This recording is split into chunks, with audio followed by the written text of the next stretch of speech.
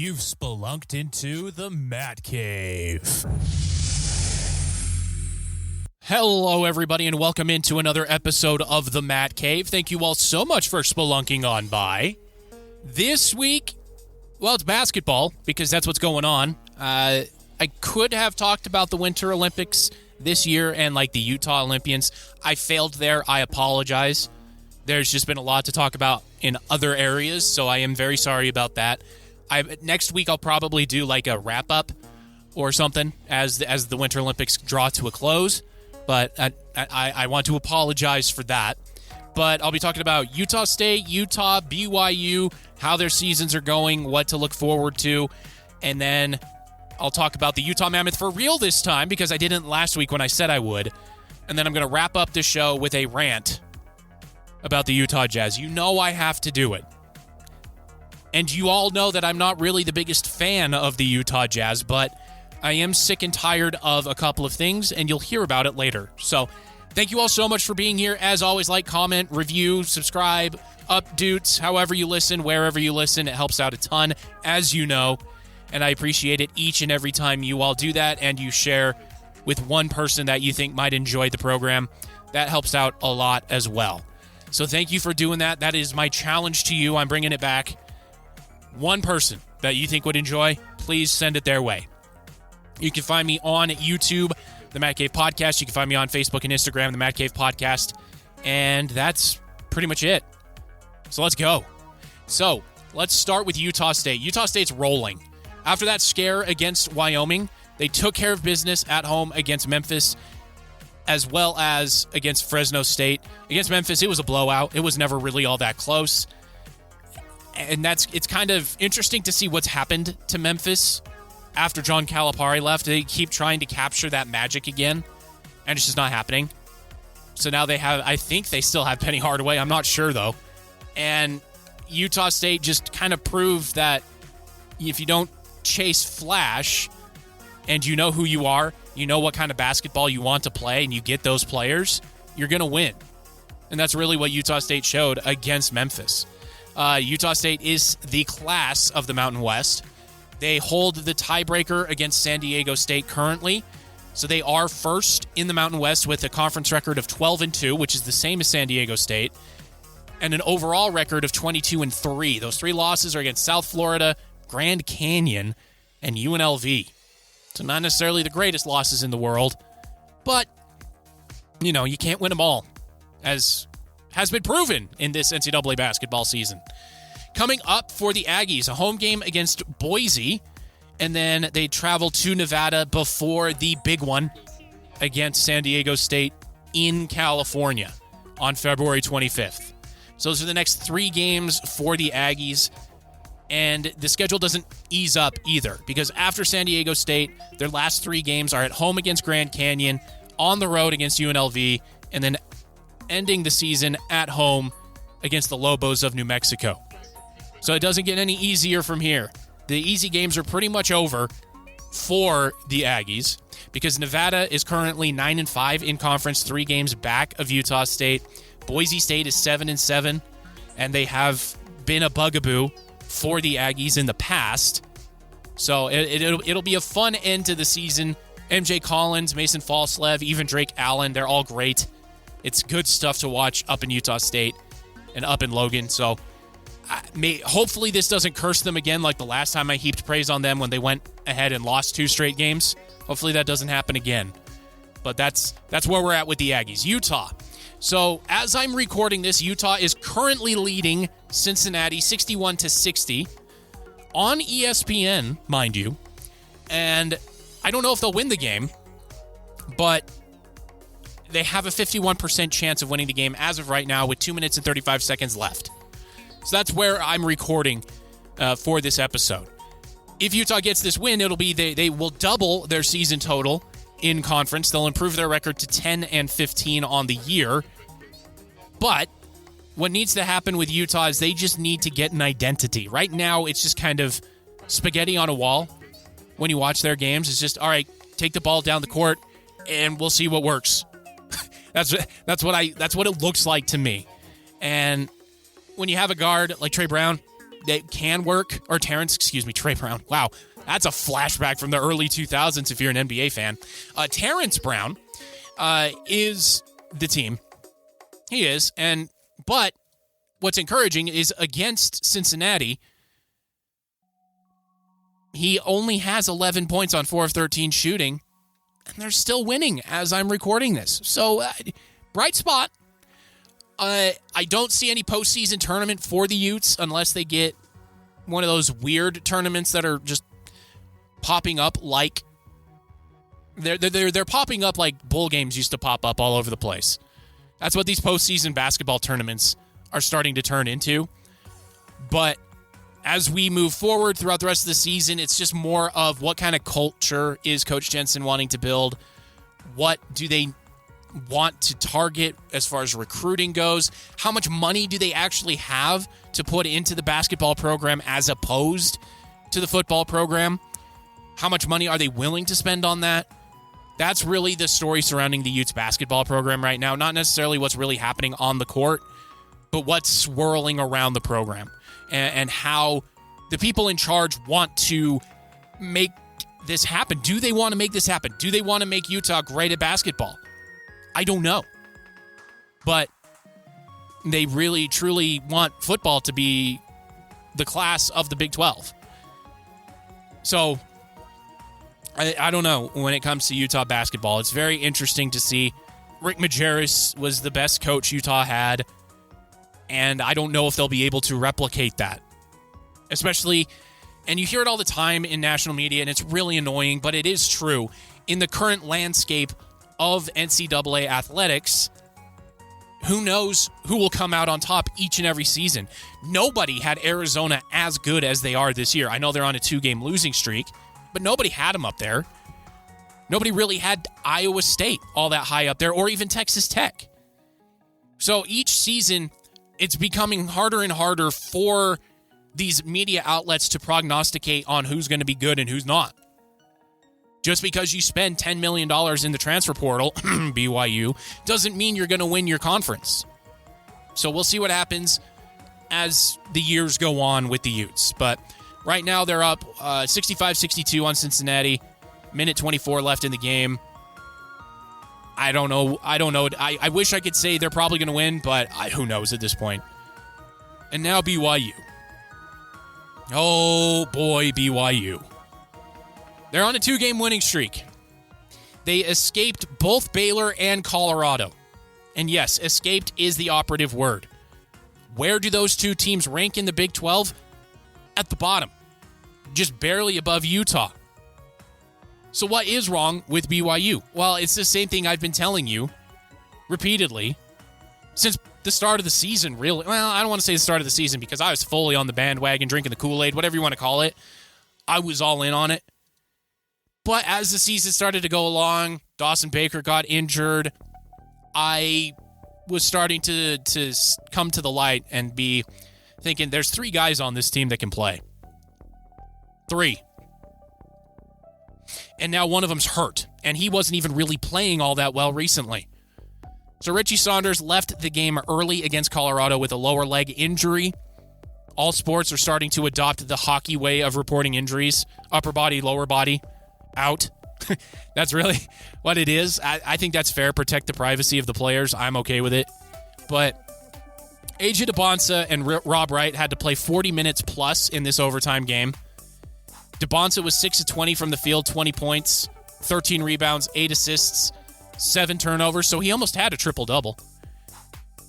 Rob Wright exploded for a career high, 39 points, 12 of 16 shooting from the field, 4 of 4 from deep, and crucially, 11 of 13 from the free throw line. AJ DeBonsa was 7 of 10. You hit your free throws, you win the game. It's as simple as that. So there's 2 guys on this team. Those 2 guys combined to score 59 of the 90 points for BYU. That's very worrying as we move forward, especially with Richie Saunders' health in doubt. Guess who's next? Arizona. And after that, well, it doesn't get much easier for the Cougars because they have to come home against Iowa State. So The season's not going to get any easier. They have two guys who can play high-level basketball. Kibakita is really fun to watch, but he's out of position a lot, looking for that highlight reel block. And on the offensive side of the ball, he's about as good as Rudy Gobert. So that's really what it is. Kennard Davis needs to up his game, and he just hasn't been. So when we look at this roster, who can step up? Well, the hope was Dawson Baker. That was the expectation, right? Well, he's out, so you can't really expect that. Mihailo Boskovic, I was hoping would find an offensive rhythm, an offensive game, but he's too emotional and he's too streaky, and he often finds himself out of position defensively a lot of the time, so you can't really do that. So there's not anybody on the roster outside of Kennard Davis to fill a void, and it's just not going to happen. I don't have faith in any of these other kids being able to step up. I hope I'm wrong. I really do. But just looking at how this roster was created, how it was built, how it's come together, it was overly reliant on three guys. If one of them has an off game, or if one of them is injured, the other two, it's a Herculean task just to beat a team like Baylor or to beat a team like Colorado at home. And you can't expect these kids to be Hercules every game. So it'll be interesting to see what happens as we go down the stretch here for BYU. I'll be very interested to see what happens with Abdullah Ahmed, the former G League guy, because of what's happening with the Alabama kid. Wouldn't be surprised to see the Big 12 step in for both BYU and Baylor, saying, hey, your kids can't play. And that would be fair. It would be 100% fair. So with this BYU team, the expectations were Final Four, as set forth by themselves, by A.J. DeBonsa, Richie Saunders, and head coach Kevin Young. I will be shocked if they get to the Sweet 16. It will depend solely on the draw. Who is in front of them if they can get to the Sweet 16? And that's their ceiling this year. It really is. Unfortunately, I was hoping for a huge year. You go back and listen to my preview, I was hoping Final Four, even national championship game. But the team's just not deep enough. And yeah, you do still need depth in sports. I know the current landscape, there it is again, of college athletics lends itself to not having depth, but you somehow have to find it. You do. Houston is deep. Arizona is surprisingly deep. So here we go. I mean, that's what it is. Oh, never mind on the Utah game. 66-65 with 16 seconds left. Yeah, it looks like Utah's going to drop this one too. Well, them's the breaks, I suppose. That's how the cookie crumbles, etc. All right, so now we are looking at the Utah Mammoth. So for the Mammoth, obviously they haven't been playing because of the Winter Olympics. And the players that went to the Olympics haven't been playing either. Vemelka was a healthy scratch in all three group games. That was a mistake by Czechia because they lost two of those three while giving up a lot of goals. And the first one against Canada, you expect it, right? But against other teams like Switzerland, giving up 4 goals to Switzerland? Vemelka probably would have won that game. So there's that for Czechia. And then Clayton Keller is the healthy scratch for each group game as well, which is a crime. But boy, howdy, does Mike Sullivan, head coach of the current New York Rangers, want to make sure his guys play. Vincent Trocheck is the extra skater that is allowed to be dressed for these games, for all 3 games. Who does he play for? Oh, yeah, that's right. He plays for the Rangers. Who's the head coach of the Rangers? Oh, yeah, the head coach of the U.S. men's hockey team. So stupid. And JT Miller shouldn't even be on the roster. It should be Robertson from Dallas. Or DeBrincat from Detroit. That's who should be there, not JT Miller. But boy, howdy, is he playing every game. It's ridiculous. And I'm not so proud to say that I was expecting and wanting the U.S. to lose multiple of these games and not score goals. Because you know who would win and help win those games? It would be Clayton Keller. He would help you get those goals. So him being a healthy scratch, I hope, is a motivator for him as we get into the home stretch of the season. He just tears it up, gets 46 points over the last 25 games, gets to 100 points like I predicted he would, and Utah gets into the playoffs and makes some noise.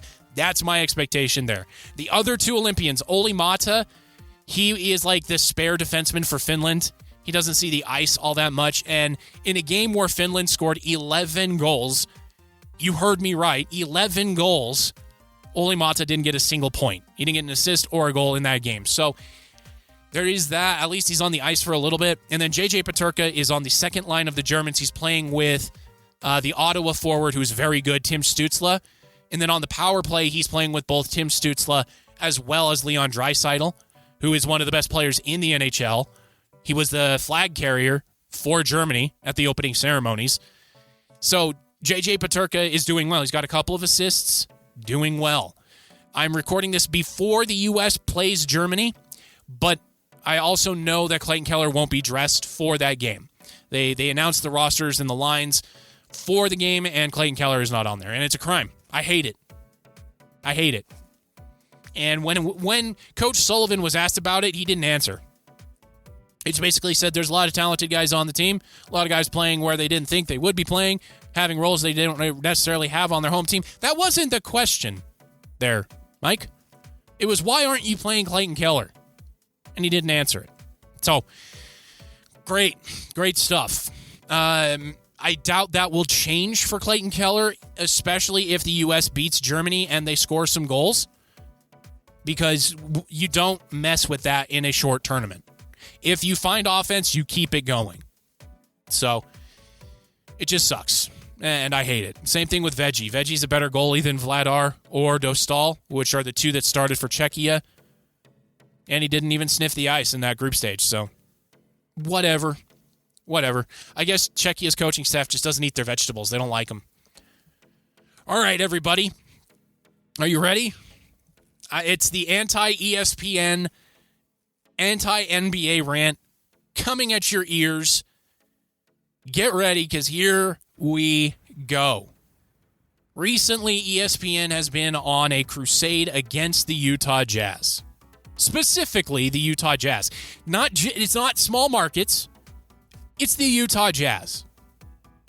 Indiana was thrown in as kind of a deflector, saying, oh, we didn't just punish Utah, but it was Utah. $500,000 for Utah playing wholly within the rules. The rules that the NBA set forth. Utah was playing within them. Lauri Markkanen played those games. Jaren Jackson Jr., before his surgery to remove a growth in his knee, played those games. Keontae George plays those games. Isaiah Collier plays those games. So that fine is ridiculous on the face of it. Now we move over to what has been an anti-Utah Jazz crusade since the Jazz came to Utah, basically. And since ESPN became a thing. I used to have massive respect for ESPN. I used to. It was on my TV constantly. Other kids were watching Cartoon Network. They were watching, Saturday morning cartoons. I was too. I watched Pokemon. I watched Yu-Gi-Oh! But then I flipped it to ESPN and whatever was on. It was ESPN. Sunday mornings, it was ESPN until church. And then it was ESPN at church if I had a phone. And then it was ESPN when I got home. Now, I can't stand ESPN. They used to care about journalism. They used to care about doing things right. Now it's the Stephen A. Smith network of slop. It's the Pat McAfee bro show. It's terrible programming. It's awful. It is truly terrible. And if you look at the ratings for ESPN, since Stephen A. Smith became the flagship face of the network, it is cratered in viewership. People are leaving in droves. They are hemorrhaging viewership. And it's because of how they pivoted. It started with Pardon the Interruption, and I'm not going to blame Tony Kornheiser, Michael Wilbon, and the production staff and the crew. They captured lightning in a bottle. And then they did it again at ESPN with Around the Horn, taking 4 different regions, kind of. It was the 4 biggest sports markets in the country. It was LA, New York, Dallas, and Miami, so not really representing all corners of the U.S., but that's what their claim was. And occasionally Denver was in there with Woody Page. But they captured lightning in a bottle there as well. Like 2-minute hot takes from 4 areas of the country about different sports subjects. So they captured lightning in a bottle twice, and then they tried to replicate it throughout the rest of their programming. And that's how we got Stephen A. Smith. That's how we got Skip Bayless. Yeah, you remember him? That's how we got Colin Cowherd. All of these idiots speaking out of their you-know-whats and just spewing garbage. And so now we let me fast forward. Now I got off on a tangent there. So let me just talk about Bill Plaschke when he was talking about the Utah Jazz in 2008 when they got to the Western Conference Finals facing the Los Angeles Lakers. Bill Plaschke famously wrote that the Jazz were essentially icing on the face of the Lakers' championship run. He treated the series as a foregone conclusion, dismissing the Jazz's 37-4 home record as a fluke of altitude and noise rather than talent. Brian Windhorst in 2022. What do you care about Royce O'Neal? Why does that matter? Now, why would they do that? Why is that? What is Danny Ainge doing in Utah? And he created it as a meme where he's the main character. Bobby Marks, most recently, is the one that really just boiled over for me. I think what Utah, and he said Utah specifically, is doing right now is messing around with the integrity of the NBA. Hey, Bobby, how can you have integrity in something that never had integrity to begin with? The NBA has never been a wholesome league. It's been corrupt from the beginning. The ability to sit players starters in the fourth quarter, Bobby Marks went on to say, to not call timeouts. If you're the league, you're looking at it thinking, can we bring the hammer down? No, Bobby, you can't. Because Utah is within the rules. You are a shill of the Oklahoma City Thunder and Sam Presti. You are hoping to get into that front office because Bobby Marks' career was assistant GM in the Brooklyn Nets organization when they got fleeced by who? Danny Ainge in the Kevin Garnett-Paul Pierce trade. Yes, that he was in the front office. He helped okay and greenlight that trade. So don't tell me, Bobby, about integrity. How about when the Nets tanked the last 5 seasons of your tenure there? Did you have integrity there? All right, so there's that. And then let's talk about how the Jazz, as an organization, I only have a few minutes left here, so I'm going to try to fit in as much as possible. But how the Jazz as an organization, since they came to Utah, 1979 to 1980, the winning percentage of the Utah Jazz is number 6 in the league. They are only behind teams that have won titles. The Lakers, Spurs, Celtics, and Thunder. They're only behind them. That does not fit the narrative of the NBA or ESPN. The teams that the franchises that the Jazz are in front of, check out these markets. Houston, Miami, Dallas, Denver, Philadelphia, Atlanta, San Francisco, LA, the Clippers, but I mean it's the Clippers, Brooklyn/New Jersey, Washington, D.C. Yeah, Utah's in front of all of those. How dare they? How dare they do that to the league? And the Oklahoma City is also, it's mashed up with the Seattle Supersonics as well. How dare the Utah Jazz be good? How dare they step on the court with these big markets? How dare they play the same game that the big markets play in tanking? How dare they? How is that possible that a team in teeny tiny Salt Lake City, Utah, is able to field Hall of Fame players, Hall of Fame coach, Hall of Fame front office and basketball guy in Frank Layden? How is that possible? They should just be happy to be a part of the league. That is the narrative that the NBA and ESPN want Utah and every small market in the NBA to feel and to feed the teams that are above them. You notice how there was one market I did not mention. The Knicks. Stephen A's precious little Knickerbockers. They have a .482 win percentage since 1979. Why should I give a flying you-know-what about that franchise?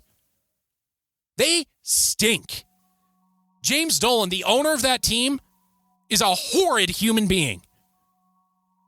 And yet, here Stephen A. is, whining and complaining about how his precious Knicks can never get anything done. Hey, Stephen A., your team got a first overall pick in Patrick Ewing, and everybody knows that David Stern gave it to them.